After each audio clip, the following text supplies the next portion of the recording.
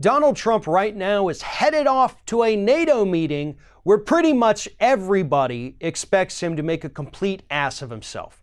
See, Donald Trump, for quite some time now, even before actually running for political office, has been talking about how bad NATO is. He thinks it's a bad deal. He thinks the United States pays too much and other countries don't pay enough.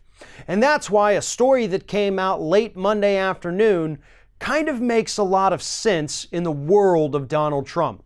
According to reports, the very first time that Donald Trump met with German Chancellor Angela Merkel, he immediately told her, upon meeting her, that she owed him $1 trillion. Specifically, though, it was the United States that was owed $1 trillion. So the first time that Donald Trump meets with Angela Merkel, which was shortly after his inauguration, he suddenly turns into Dr. Evil, demanding $1 trillion from Germany because they allegedly weren't paying enough for NATO.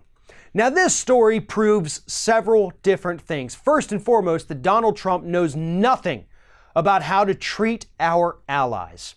If they do something wrong, if they're not paying their fair share, you can be slightly harsh, but you don't welcome them into the White House with a greeting of "you owe me $1 trillion."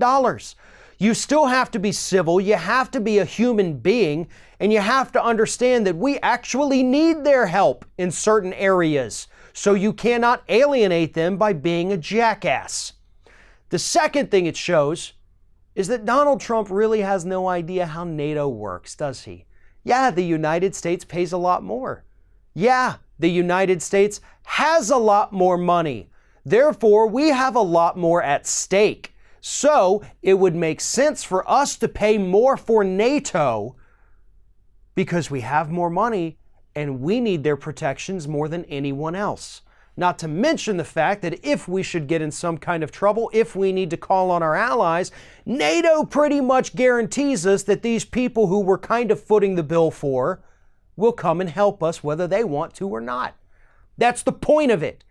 Yeah, the United States might be getting ripped off to a certain degree here, but it's only because we have so much to lose.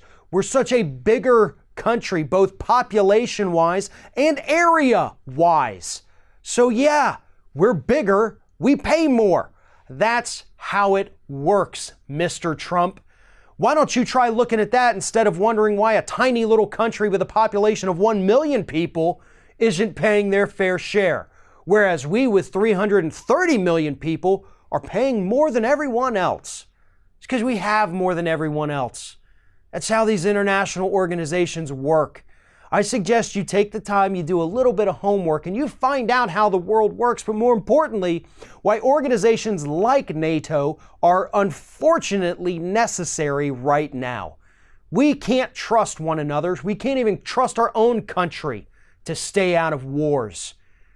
But NATO, to a degree, and they're not perfect and they're not even great most of the time, but to a degree, they help to de-escalate situations like that. We need that right now, and these other countries need it as well.